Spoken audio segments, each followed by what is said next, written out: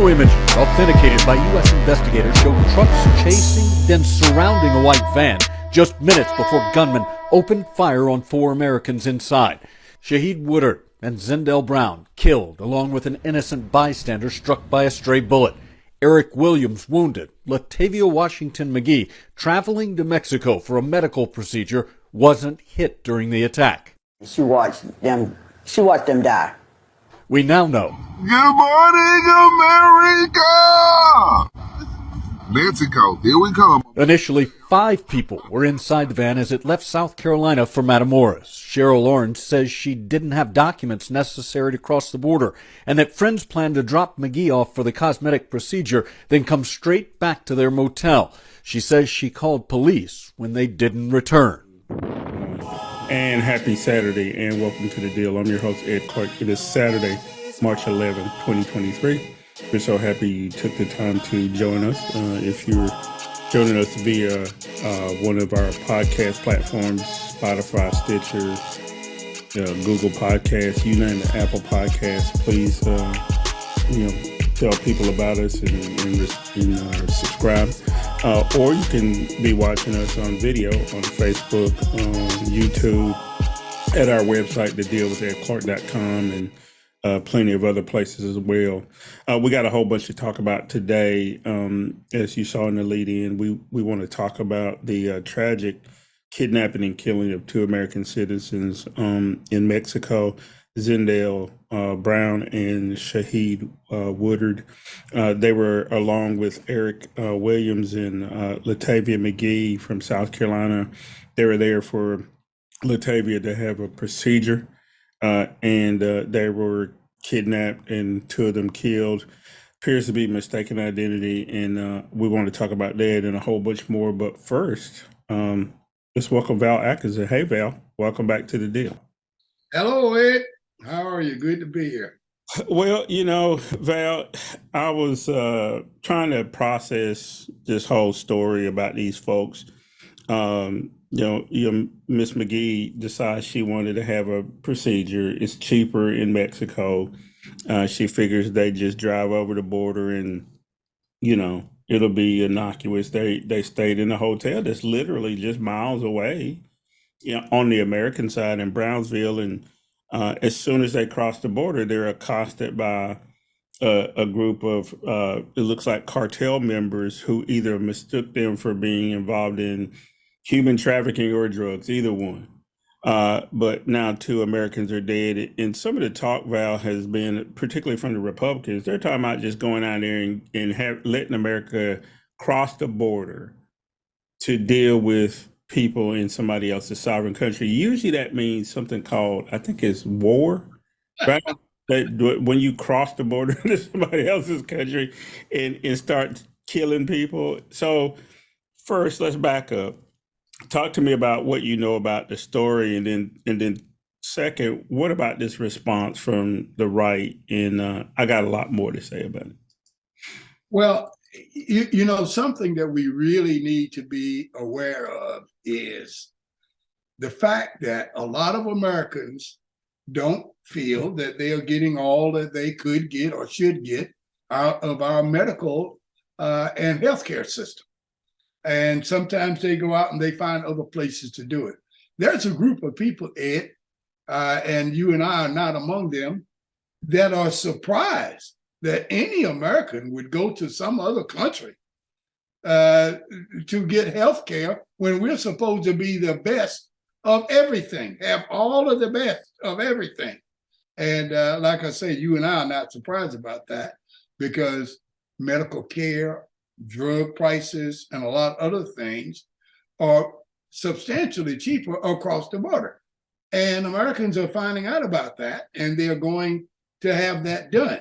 Now, there's another side to this story. People talk about drugs, illegal drugs being bought in from the border or going across the border to get them and that kind of thing. That's a whole different story. And we should not confuse the two. It's a whole different story. But I want to focus in, Ed, on something you said. You took your time and you siphoned through the word, and it's called war. And we tried this in 1846. We didn't try it, we did it. We went to war with Mexico in 1846, and the war lasted for 2 years. And from that, we ended up taking over the states of California and Texas and what is now called Nevada, Utah, Wyoming, Colorado. All of those states belong to Mexico. We took it. So I don't want to go to war and take over Juarez. I want to go to war and take over Mexico City. I don't want to go to war at all for any of those kinds of things because we have a drug system, we have a human rights problem, we have a healthcare problem here that we are not willing to resolve to the benefit of our own people, and they take the option of going across the border to have that done. We should not go to war for that. And you can tell Senator Graham to stuff it. Well, our buddy Senator Graham from South Carolina has said a lot of dumb things, but I think that was among the dumber things. And then, of course, his buddy over on the House side, Marjorie Taylor Greene and Lauren Boebert and some of those people, they don't know how any of this stuff works. And one of the things they keep talking about, Val, is this increase in opioid addictions, particularly fentanyl that's being brought in from Mexico. And the other day, your buddy Marjorie Taylor Greene, who can't count, but she tried to say that the number of interdictions by the United States had actually gone up, and we were capturing more of this stuff and preventing more people from coming over, and also preventing more drugs. But she tried to say that as a negative against Joe Biden. Let's take a look at that, and then we'll talk about it. Well, during a House Homeland Security Committee hearing on Tuesday, Republican Congresswoman Marjorie Taylor Greene of Georgia blamed a rise in fentanyl overdose deaths on Joe Biden's administration. Fentanyl is now the #1 cause of death of young Americans ages 18 to 45. And this is unforgivable. The Biden administration is responsible for this, and they have blood on their hands because they refuse to secure our border. She also posted a clip on Twitter of a mother who testified at that hearing. The woman lost both of her sons to fentanyl overdoses, which Marjorie Taylor Greene blamed on the Biden administration.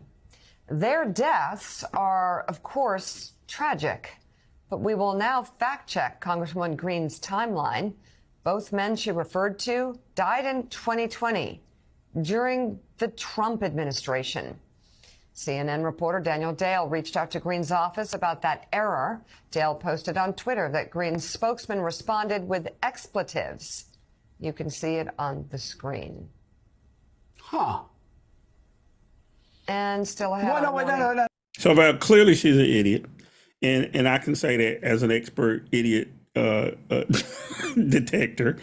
The United States is doing stuff to interdict drugs, but here's the problem, Val. I'm going to say something that's not going to be very liked by some people. There's a lot of white folks on opioids. And since it's been largely a problem with white folks, we say it's a health problem. Now, if it was colored people, I can tell you what would happen. I'm going to ask you, Val, if this was colored people with this really bad fentanyl problem that's driving this trafficking from Mexico, what would happen? What would they be saying, Val? I'm going to use history to answer that question, Ed. It's already happened before. Our First Lady said, just say no at that time. Her husband, the president, said, lock them up. Let's have an anti-drug war. Let's lock up people, and people serving time right now still today, Ed, for possession of very, very small amounts of marijuana, which marijuana is socially legal in many states as we speak today. And that was to lock them up. It was an effort, an all-out effort, Ed, to put fear in the hearts and minds of what we call, you and I call, colored people. If they won't adhere to the law that you put on the books, then lock them up, throw away the key, destroy them. They're either going to adhere to this culture that we are force feeding them, or you will be no more. You won't be able to practice any culture. You are absolutely right, Ed. You are a bullshit detector of the first order. It's nothing but bullshit when they say we need to now find some medical remedies for all of this opioid addiction. We need to find out how we can help these poor people, the Karens and the Billies of the world. You know who they're talking about, the precious ones from across the track. But to answer your question directly, if this were a Black problem, a problem of people of color, law enforcement would have the responsibility to resolve this problem. That means no knock entries. That means stop and frisk. That means longer sentences, 3 strikes, you're out. Name it. We've done it. We would do more of it to stop the drug problem until people of color become more afraid of law and law enforcement than they are of some of the negative sides of drug use. And they stop on their own. They cold turkey because they are afraid of the law. That was the approach in 1980, 81. That was the approach even before that with Richard Nixon. He started it. But Ronald Reagan did it, and he came in and had all of these people to just lock them up. And George Bush did his part. Yeah, let's not talk about Ronald Reagan today. I got my, I know. I want to have a good weekend, but to your point though, Val, a lot of this, has its genesis in that supposed war on drugs that just completely backfired. I do want to have somebody on here in the near future to talk about all these states who have legalized marijuana. What do you do with those people, like you said, who are still sitting in jail? We haven't dealt with that yet, and all we did is either created more criminals because when they come out, they haven't been in society in a quarter of a century. What are they going to be like when they get out? What are they doing to try to acculturate those people back into the community? We could go on and on about that, but we won't.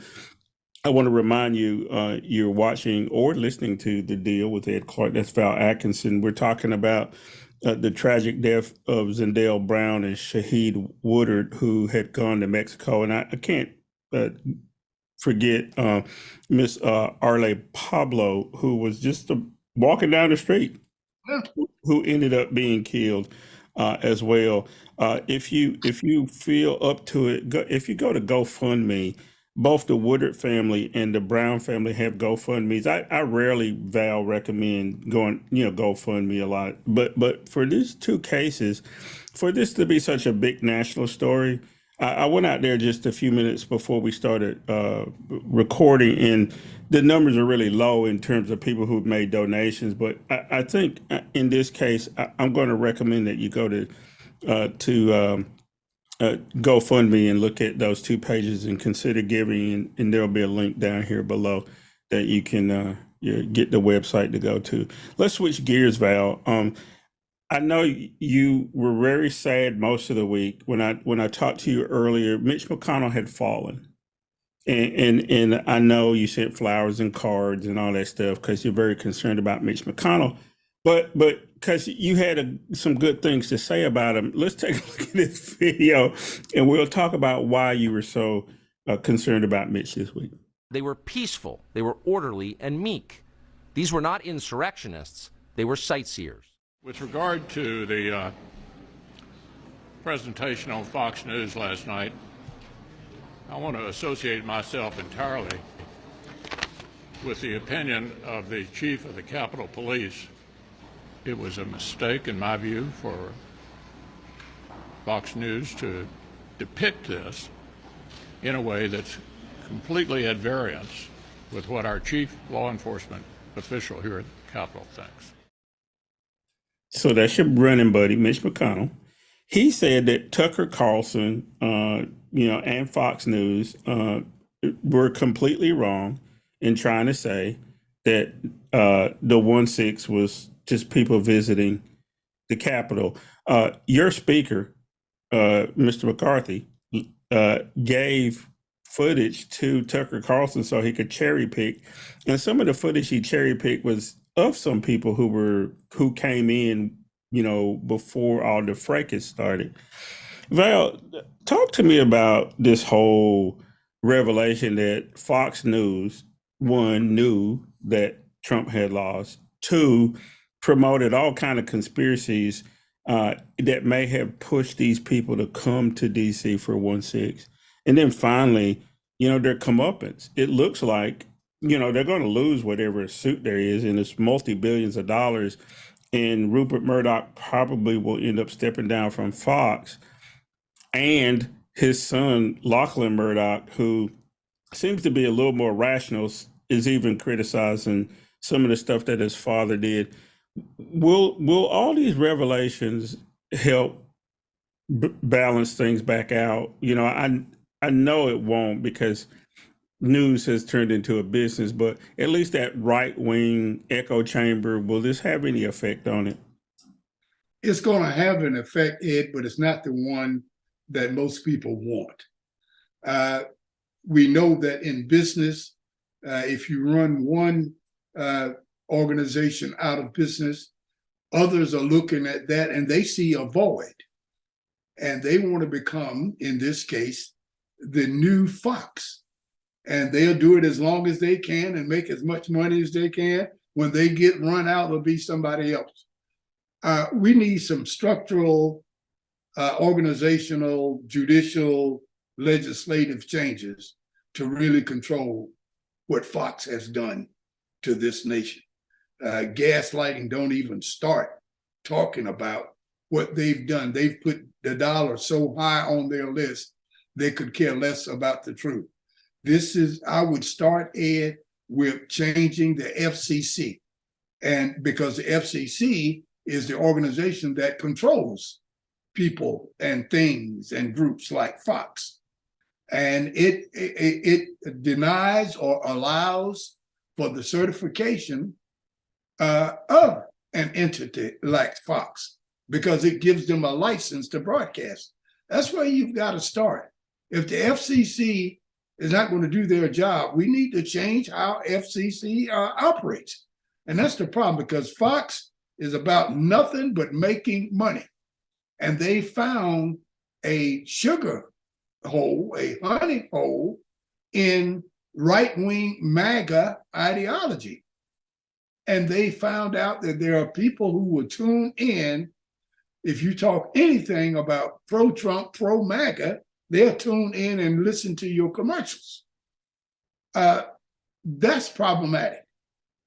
And it's got to stop, and it's got to stop at the legislative level, meaning the Congress of the United States has got to go in and change the way the FCC operates.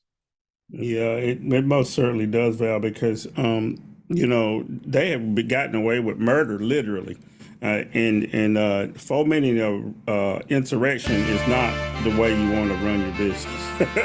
and they need to be checked on that. You know what, Val, I hear some music, so it means it's probably a good time to take a break. When we come back, I want to pick up on a couple of things. Nikki Haley is running for president, and she's talking about some crazy stuff. We also want to talk about Medicaid expansion. It happened here in North Carolina. Finally, we were one of 11 states that hadn't done it. And we'll talk about the impact of Obamacare all these years later when they tried to kill it. So stay right there. We'll be right back after this.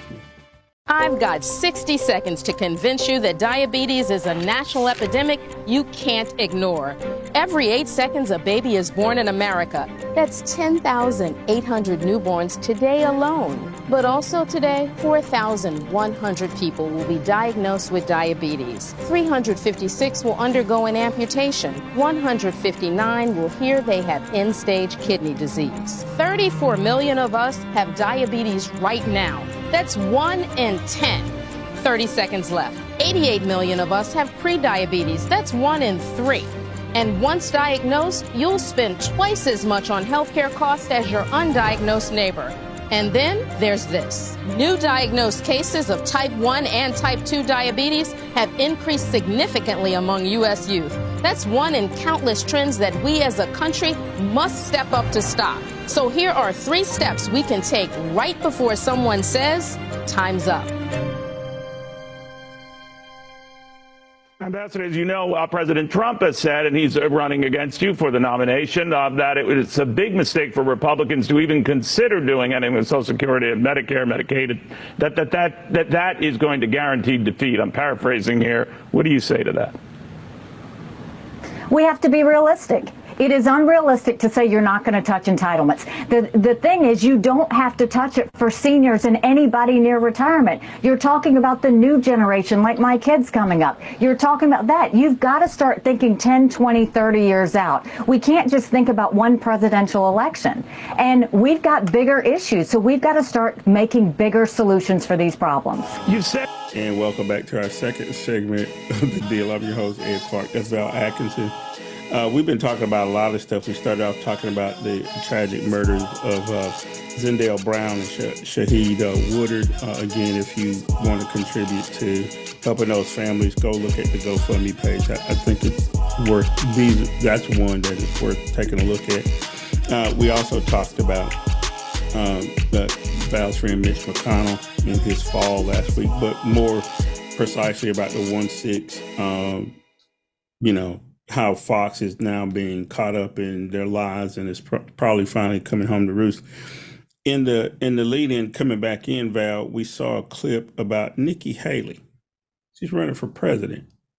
And she said that the retirement age needs to be raised. She said, for people in their 20s now, not for anybody who's old senior citizens like us now, but for people later on. But here's the deal, Val, with that. Everybody doesn't live the same amount of time, and everybody doesn't have the same kind of job. And a lot of times when these people talk about raising the retirement age, they're usually talking about, they're looking at white women's age of longevity. And they're also looking at people who have jobs that allow them to put money in their 401ks. A lot of people can't do that. And one of the things they've been trying for the longest is to take away as many programs as possible. So what is Nikki Haley talking about? Has she sunk her campaign before it got started, or does it not matter? Is this part of the same old with these people? I may be one of a small number, Ed, but I think Nikki Haley is running for vice president. She's not doing any of the things that makes me think that she is a serious candidate for president against a primary that has Donald Trump and Governor DeSantis in it. I just don't see her being a serious candidate. As far as her unfortunate ability, she has another person doing the same thing, Tim Scott. He's interested in being somebody's VP. He just doesn't know how to do it yet. But I don't take anything she said very, very seriously. But that retirement age remark she made is something that I do take seriously. And that is problematic the way she's doing it. I have been preaching for the last 25 years that the answer to anything involving Social Security has to be taking the cap off. The question should be, should we take the cap totally off, or should we move the cap somewhere from 7.5 or make it so that we take it down, say, to 2%, but include everybody,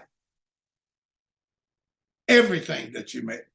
That would bring so much money into the system that these people who want to gamble could take that extra 3% and gamble in the market, and they still get a raise, because instead of being hit up for 7%, you're only being hit up for 2% now. So you get a raise and you get some money to play with in the stock market if you don't like Social Security. They won't do that, because that means rich people will now have to pay real taxes. They would have to pay their fair share of things, and they don't want to do that. They won't go nor send their offspring and themselves to protect the country in times of war. They don't enlist. They don't go fight wars. They're not in the military. They don't pay money for anything. When you give money to rich folks, Ed, like yourself, it's a waste because they already have everything that they need. They don't spend it on things. And that's what keeps a capitalistic system going. People buying things, the supply of things going up, people needing more workers to make more things. And shops are added in this community and spreads to another state.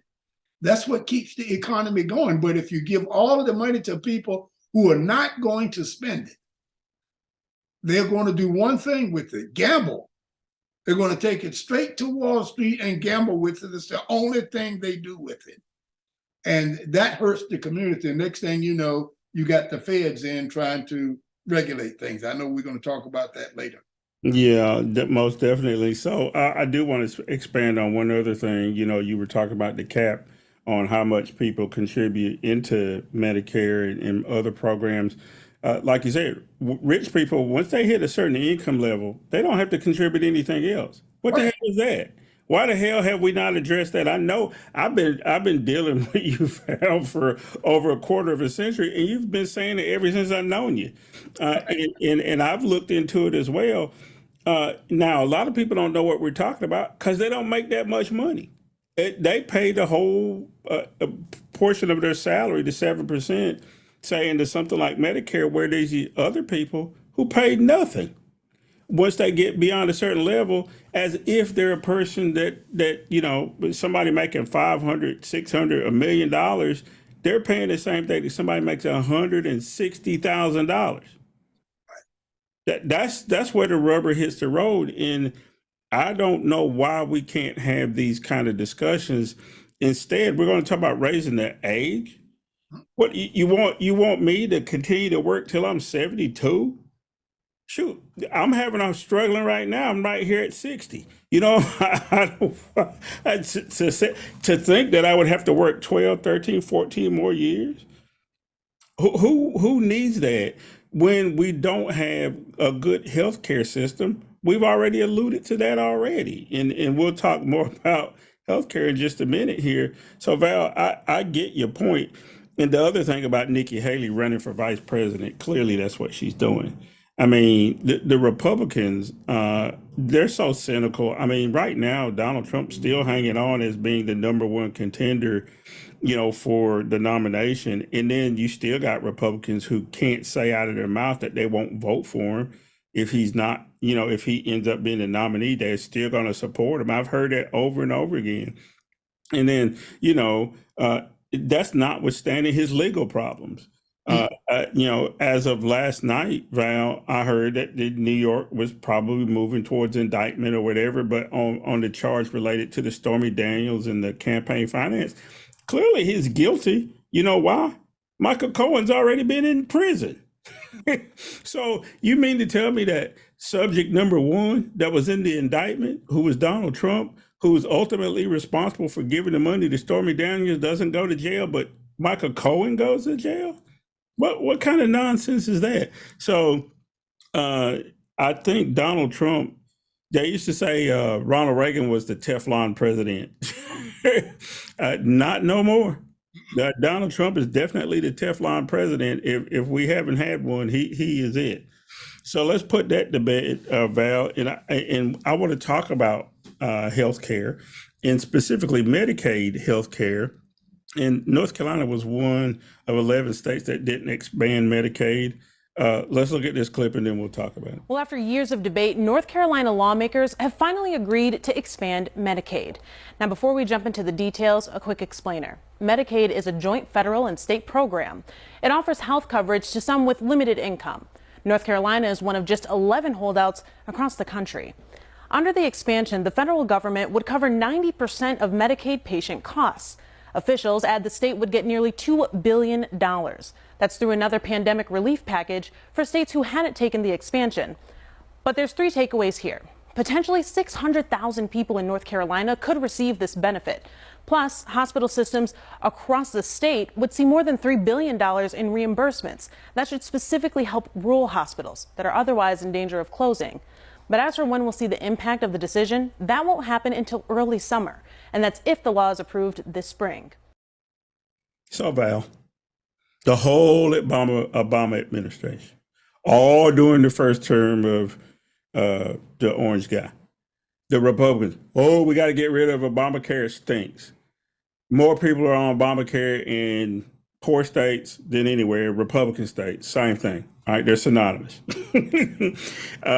And they expanded Medicaid. And finally, North Carolina got around to expanding Medicaid, which may mean that there probably will come a time in North Carolina when hardly anybody will be without health care. You won't be priced out of health care. You'll be able to get some. Now, I'm sure the drug companies will find a way to take that money and misuse it. We can talk about that too. But what do you think about how Obamacare has survived despite the fact that people have been trying to destroy it this whole time? Well, for one thing, the Republicans can't seem to come up with anything to replace it. It's, as soon as you ask them, what will the healthcare system look like without Obamacare? And how is this going to directly affect citizen average out there in America? And they can't answer that question. They obfuscate, they go around and start talking about something else because they don't want to deal with that, because they know at some point this little trickery that you've been running on poor white folks to get them to vote against their individual self-interest, it don't work when you start talking about the details. When you start talking about having them and their wives and their mothers, their aunts taken off of medical assistance that the government was providing and being on their own. Now it's a whole different ballgame, and you're asking that same person to vote for you. It's a direct vote against themselves.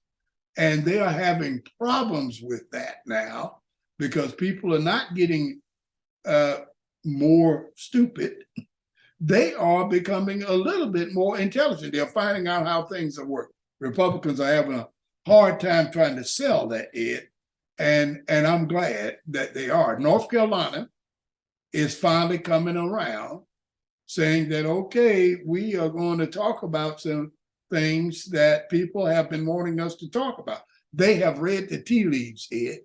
They have seen that people in North Carolina, attracted by all of these new jobs that are coming in, are coming from other states. They're bringing their own ideas, and they are all not MAGA people. There's some, but they're all not MAGA people. So Republicans are aware that they're going to have to start doing some things to satisfy this new group of voters, or they're going to find themselves on the outside looking in. Yeah, I think a lot of that drove their decision to finally expand Medicaid. The Republicans are in a pickle. Now, they think they got the North Carolina Supreme Court on their side, and maybe even the Supreme Court at the federal level with their shenanigans around voting, right? And whether or not, we're going to be able to do this, where the state legislature has all the say in how voting is done, and whether or not they can hang on and maintain control. But they see the numbers. The numbers don't look good for them. And then if they do something stupid, like have a whole bunch of people who can't get health care, Val, then how are you going to get them to join your party if you ain't doing anything for them? And so I think this is one of those nods to reality here where the Republicans says, look, there's a whole bunch of poor white people in Hayward County. Yeah. Right? In Yadkin County, in Henderson County, right? In Lincoln County. So I'm naming places. If you're listening to us from other places outside of North, look them up. That's where the poor white people live in North Carolina. And they don't have health care. Red forever. But they will vote red forever. However, there is a large diminishing return. Like I said, Donald Trump he took it as far as he could go. He tried to overthrow the government. He failed. So now you got some people, trying to be realistic. People like Madison Cawthorn popped up, and you see what happened to him, right? And then now, if you look at the North Carolina congressional delegation, it's evenly split. Nobody anticipated that a couple years ago. So the writing's on the wall.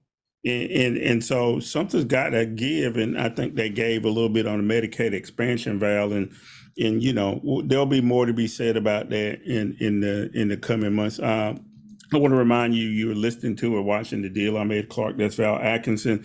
I always remind you to go out and subscribe to the podcast. You can do that on any of the podcast platforms. You can also catch us on YouTube, but I also want you to make sure that you go out and take a look at the website, thedealwithedclark.com, and we got a lot of interesting stuff.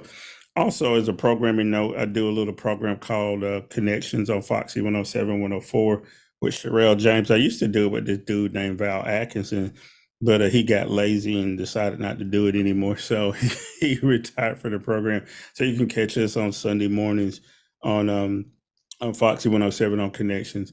In the meantime, I have to bring up one thing, and this guy named Val Atkinson, who's on here, he had on a T-shirt at the beginning of the show, and I don't know if you caught it, if you were watching the video. It said Norfolk State, and he still should have that shirt on. We're going to take a break. We're going to come back. We're going to find out why he now has on a Duke shirt. I don't know why he wanted to do that, but we'll take a break. We'll be right back after this message. Their stock buyback plans sure doesn't look like corporations have exhausted every available alternative. It's so brazen, even global bankers called on the Fed to identify this profiteering is one of the biggest drivers of inflation. Paul Donovan, chief economist of Global Wealth Management at UBS, wrote, "The Fed should make clear that raising profit margins are spurring inflation.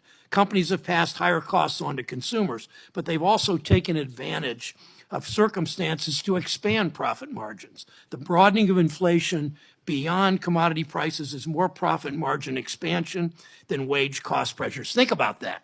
From a chief economist at UBS, I'll say it again, these companies have taken advantage of circumstances to expand profit margins.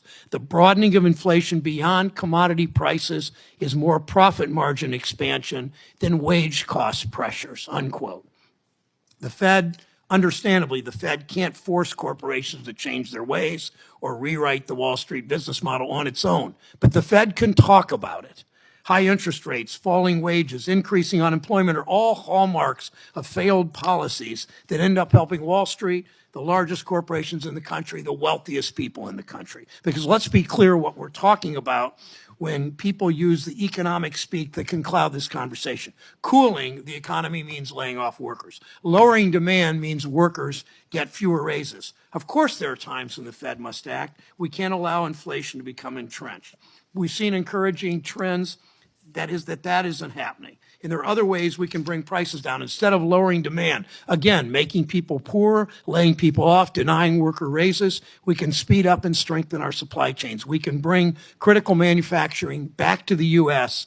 We can rebuild our infrastructure. It's what we're doing with the CHIPS Act, with the Inflation Reduction Act, with the bipartisan infrastructure bill. And welcome back to our third and final segment of The Deal. I'm your host, Ed Clark. That's Val Atkinson. I don't even know what to say. Like I said, if you're looking at the program on the video podcast, he started out with a Norfolk State T-shirt on, which I'm completely 100% behind that. Now he has on a Duke shirt, which I cannot get with at all.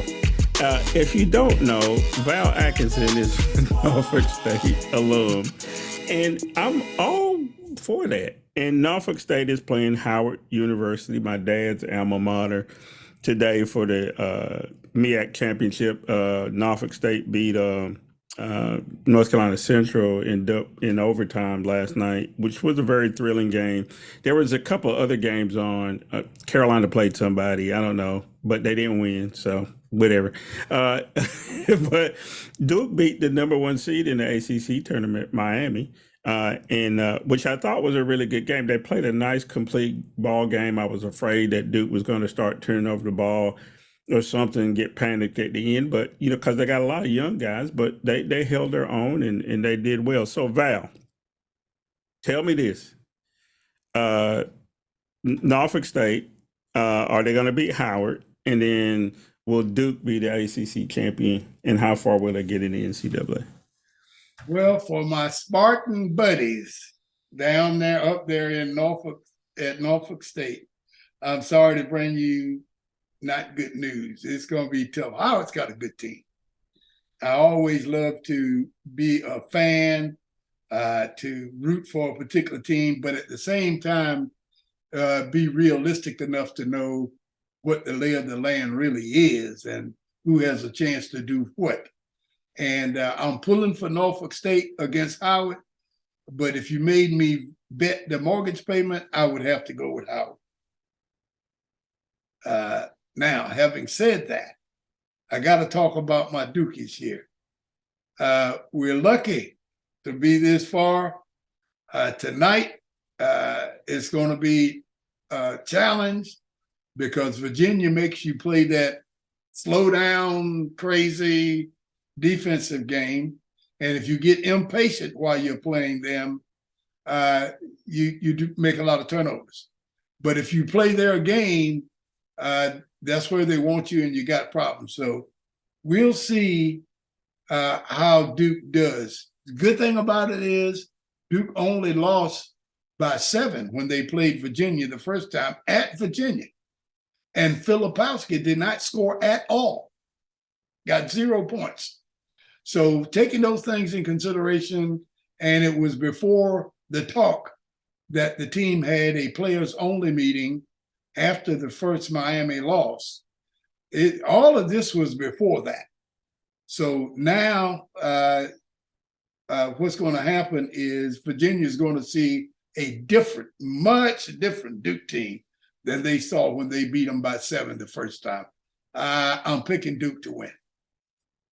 Well, you heard it. You heard it first here. Duke's supposed to win that game tonight, and unfortunately, Val can't pull for his Spartans against the Bison of Howard University. We talk about sports from time to time here, Val, which makes me think of something else about Howard University and some other HBCUs. I've been seeing white players in basketball and football and baseball at these HBCUs, and then we see HBCUs with gymnastic teams at Fisk and lacrosse team at Hampton and swim team, at A&T and places like that. The landscape is changing a little bit. Some of it, Deion Sanders had a lot to do with it.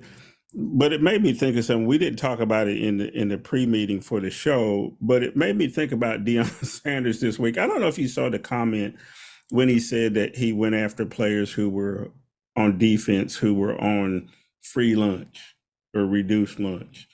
The players whose mama, was counting on them to turn things around for the family, desperate kids.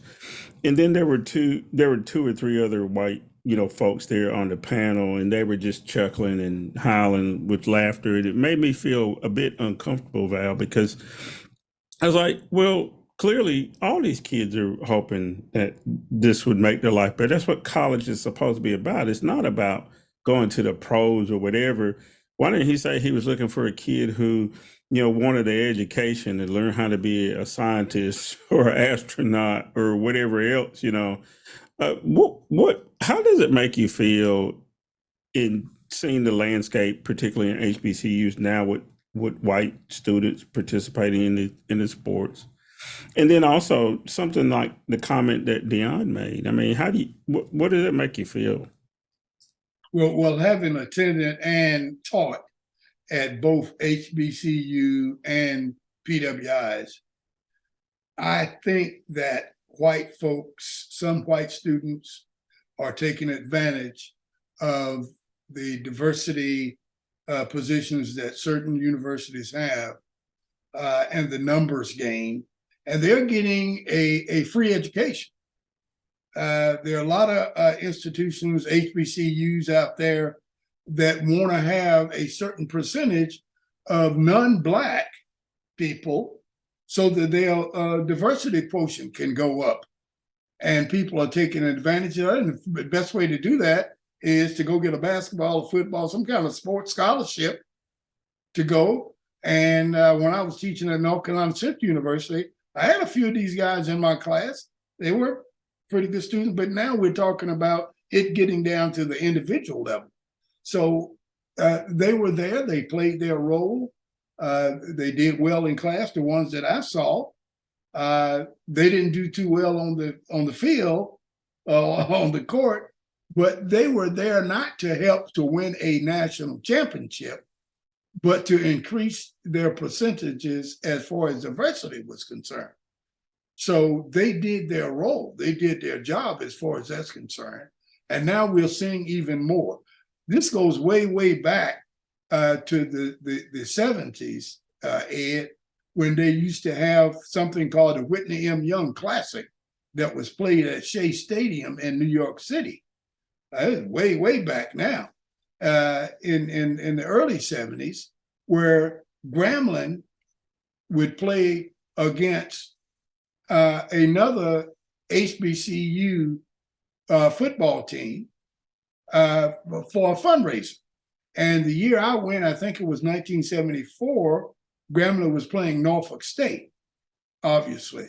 And Norfolk State at that time in 74 had a white quarterback in 1974. And they kept mentioning that, talking about this is the first time a white person has played and made the starting team at Norfolk State, And it was a big deal. If you can imagine during that era, during that time, to have a white person want to go to an HBCU, break the starting lineup. But it was an oddity. White people just didn't go to HBCUs because they had to answer too many questions from their families and friends. Why are you going over there to that N-word school? And it has changed dramatically now, but still right now there is a need to have diversity. And the way you show diversity, the first thing you look at is your numbers. What percentage of your student body happens to be minorities? And in this case with HBCU, minority means non-Black people. Yeah, there's a whole lot to unpack there. We talked to the coach of Elizabeth City State at the beginning of the year, and he was talking about how many white students were now contacting them, once the transfer portal thing opened up, and whether or not, they wanted a spot to play football, but not necessarily graduate from Elizabeth City State University. He was very adamant about asking those kids, is this where you want to be? Or what is your goal here? And a lot of times it revolved around whether or not they were going to be able to transfer out of Elizabeth City State to get enough playing time to get some shine so they can show a D1 school, a PWI, in the Power 5 in the ACC or somewhere else, that they were good enough to go there, but they wanted to use Elizabeth City State as a stepping stone. There's a lot in this that we can unpack, Val, and there's going to be a lot of basketball in the next few weeks with March Madness through the whole month, and it's going to be interesting. And hopefully Norfolk State can pull it off today. I don't want Duke to win, but maybe they will. I don't know. But so either way, the people who win those two games will be guaranteed a spot in the NCAA tournament. And clearly Duke, whether they win or lose, they're going to be in. Norfolk State is in it only if they beat Howard. And let's just be honest about that. So they're not going to be an at-large team. Anyway, let's move on. We got a little bit of time left here, Val. The other thing I wanted to talk about is these committee hearings that the Republicans are doing on the House side. And one of the committees in the Judiciary Committee and the Oversight Committee, they've been getting their ass handed to them. The Democrats have actually done a good job of making them look stupid. Here's a clip, and then we'll talk about it, because I think Jim Jordan bit off more than he could chew. Talking head in an effort to rewrite what happened on January 6th.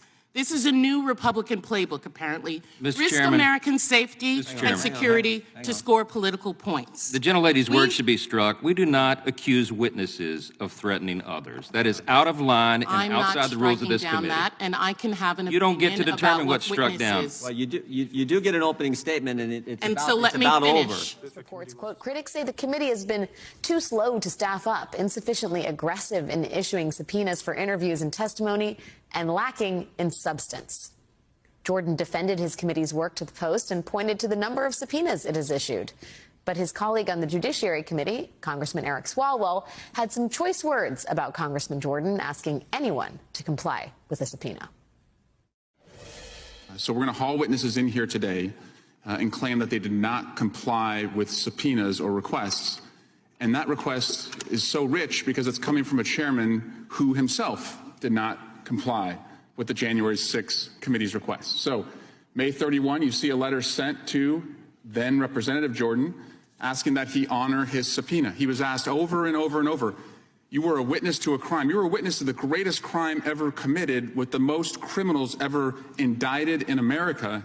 Will you help your country? Will you comply with that subpoena? No compliance, crickets, absolute defiance of the subpoena. Joining us now is Democratic Congressman Eric Swalwell of California. He is, of course, a member of the House Judiciary Committee.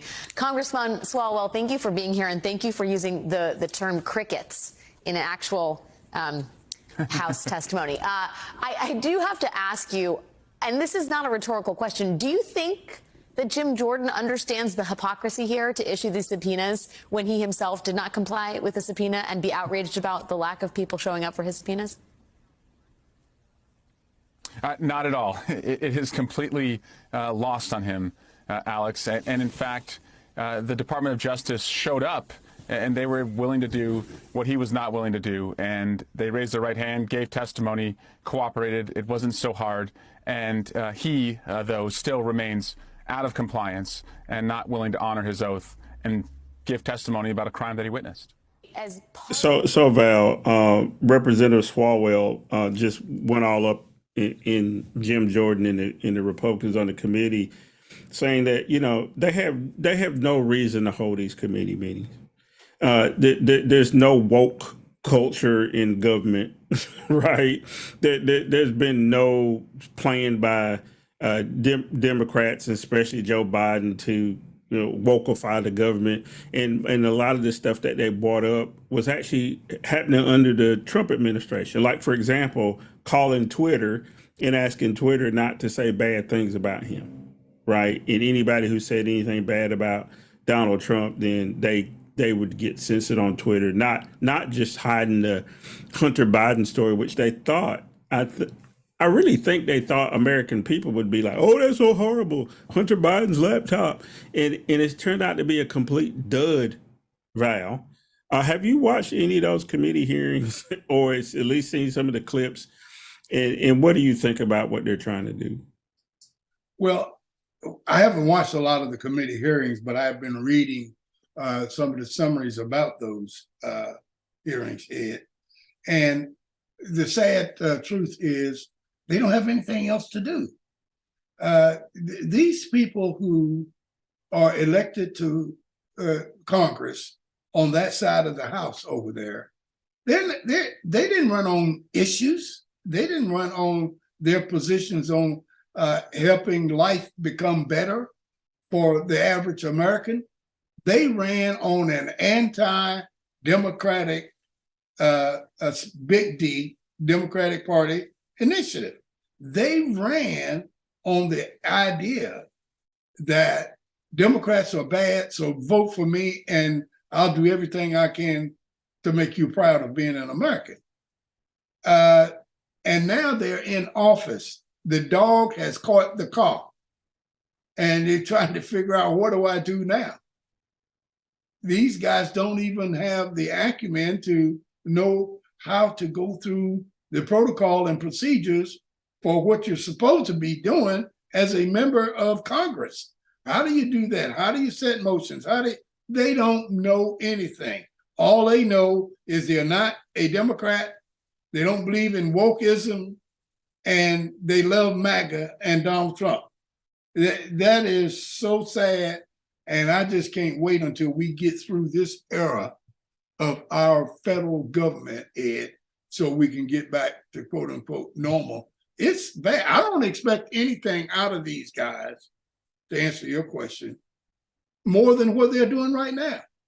That's coming up with asinine investigations, talking about things that are really of no interest and of no importance to the American people, trying to make life miserable for Democrats and people that support them. I think they've, to use one of your terms you love to use all the time, I think they've bit off more than they can chew. I do too, Val. But, it made me think of one other thing, and this is the last thing we'll talk about today. They were actually able to defeat the D.C. City Council and D.C. Commission's reform policy for their legal system. There are pieces of the D.C. criminal code that talk about not being allowed to play shandy in the streets in D.C. And if you don't know what shandy is the predecessor to baseball. It's a ball and stick game. No, it's still in the D.C. criminal code. You can't play football in the city limits of D.C. That's in their criminal code. So about 6 years ago, Val, they put together a commission. They started rewriting the code and taking a lot of that stuff out. And the part that was the disconnect got to the very end when they got to some modern things like, marijuana usage, the length of sentences and all that stuff. And even Mayor Bowser disagreed with some of the things, but whatever, the council voted for it. They had the commission, they sent it to Congress. And even the president, Joe Biden, said, no, you can't do it. That's problematic for me because D.C. has more people than the state of Vermont and the state of Wyoming. And I think D.C. should be a state, but we know why it's not. So Val, talk to me real quick. I know I'm putting you on the spot because we didn't talk about this, but how do you feel about this D.C. criminal code being swept away by the House and Senate?